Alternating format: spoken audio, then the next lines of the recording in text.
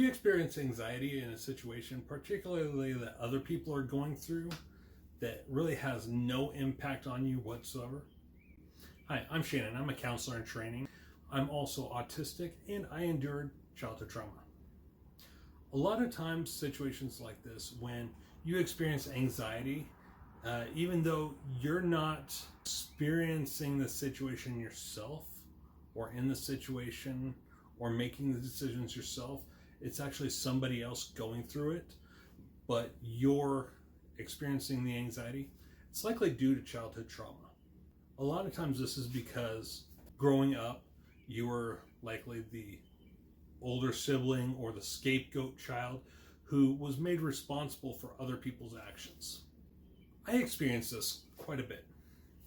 Usually, a lot of times it's with other people, but normally whenever I experience it, it's through acts of fiction, whether it be film, TV, or books, where an individual is doing something they know they're not supposed to be doing, but they do it anyway, and they're likely going to get in trouble over it.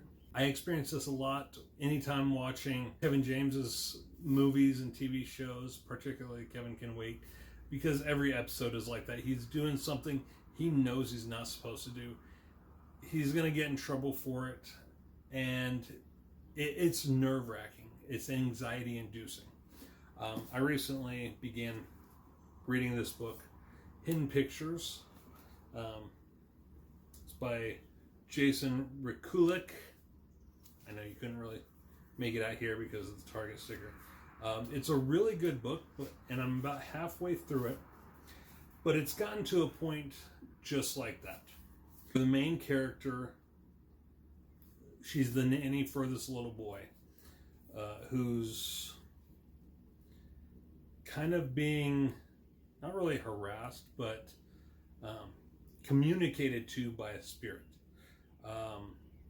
Sometimes the spirit takes possession of him in order to draw pictures, in order to communicate with the nanny, to lead the nanny to the spirit's burial site, because as a lady who was murdered in the 1940s or whatever, and buried somewhere, we don't know yet, but this nanny invites a friend over, asks the friend to watch the boy for a few minutes, maybe an hour, whatever, so that her and a neighbor lady can go into the guest house that the nanny's sleeping in, use a spirit board to try and contact the spirit.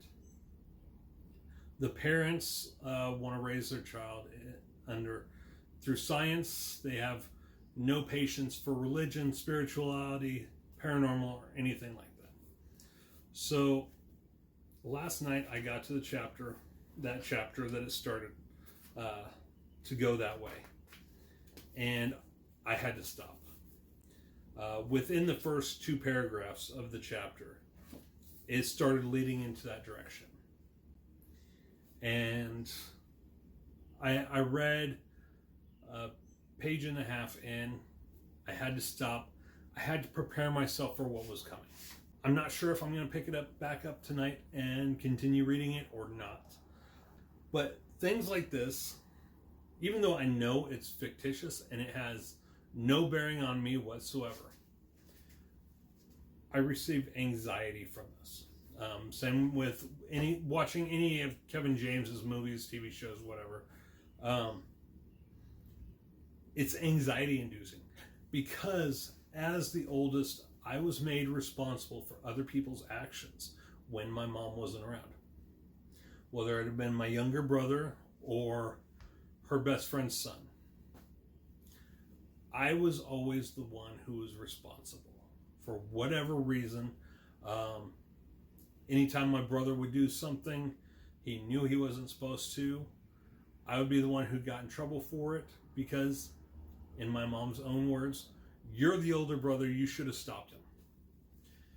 A lot of adults experience that in childhood, particularly when they were the oldest.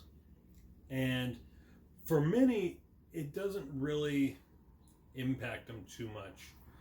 In into adulthood. But for those of us who endured other traumas, particularly if we went undiagnosed autistic, I didn't receive my autism diagnosis until a few days ago. I'm 41 years old. It can have lasting effects on us. It can prevent us from really finding enjoyment in everyday things, in watching movies, watching TV shows, reading books. Stuff like this is really triggering to the traumatized individual.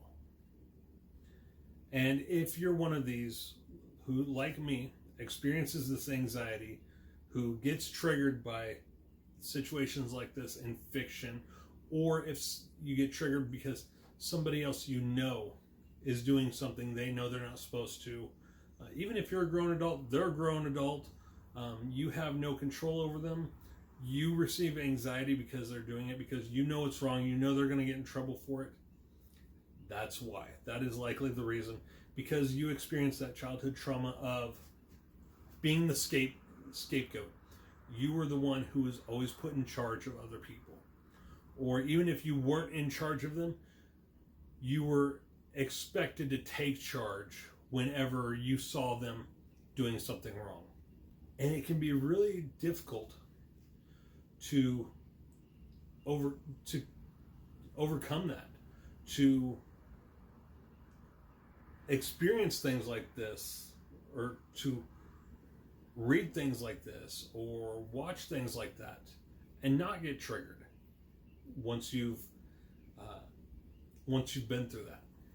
I'm not sure exactly how to overcome it, but one thing I feel that might help would be to use ACT, acceptance and commitment therapy, to reiterate to yourself, if you're in the middle of a book or a story or a movie or a TV show or real life and somebody else and you have no control over them, take a moment, tell yourself, this is not your experience. You have no control over this. This is not happening to you.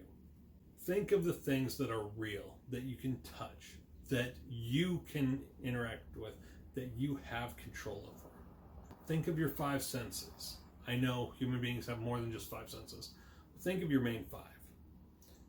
The things you can see, the things you can smell, the things you can hear, the things you can touch, the things you can taste.